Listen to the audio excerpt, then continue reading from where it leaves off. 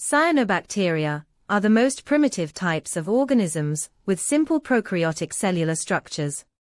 With the help of an electron microscope, Pankratz and Bowen in 1963 studied the structure of cyanobacterial cells. The detailed cell structure of cyanobacteria is as follows. Cell sheath. The cyanobacterial cell is surrounded by a hygroscopic gelatinous sheath, which is made up of 3 layers of microfibrils. The microfibrils are composed of pectic acids and mucopolisaccharides. Sheaths are reticulately arranged within a matrix to give a homogeneous appearance. The function of the cell sheath is to absorb and retain water.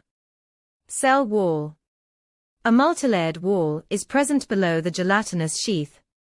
The cell wall is made up of 4 layers, which are designated numerically as L1, L2, L3, and L4. The layers L1 and L3 are electron transparent, while L2 and L4 are electron dense. Layer L1, the innermost layer of the cell wall, is L1. It is present next to the plasma membrane. Layer L1 is of about 3 to 10 nanometer thickness, and is enclosed by layer L2. Layer L2 is an electron-dense, thin layer. It is about 10 to 1000 nanometer in thickness. The layer L2 consists of muramic acid, glutamic acid, alanine, glucosamine, and alpha-diaminopamelic acid. Layer L3, the electron-transparent layer 3, is of about 3 to 10 nanometer thickness, just like layer 3. Layer L4, the outermost layer, is L4, which is a thin and again electron-dense layer. Plasma membrane. Below the cell wall, a thin cytoplasmic bilayer membrane, called the plasma membrane, is present. The plasma membrane consists of 2 electron-opaque layers separated by a translucent layer. It has a thickness of 7 nanometer, is selectively permeable, and maintains the physiological integrity of the cell. Cytoplasm. The cytoplasm is differentiated into 2 regions, the outer colored peripheral region, which is called the chromoplasm, and the central colorless region, called the centroplasm, or central body. Chromoplasm.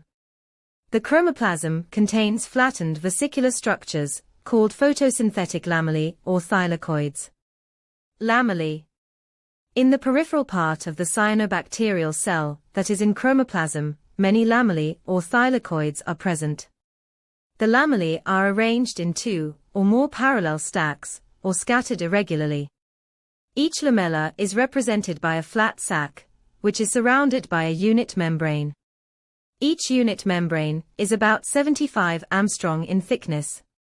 These lamellae are separated by a space of 50 micron.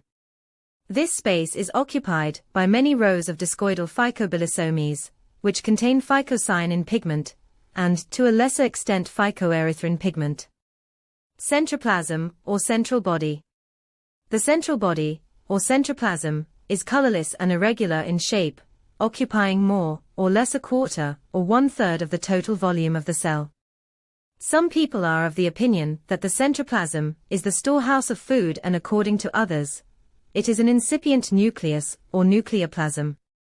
The nucleoplasm contains numerous fine, randomly oriented DNA fibrils. Cytoplasmic inclusions.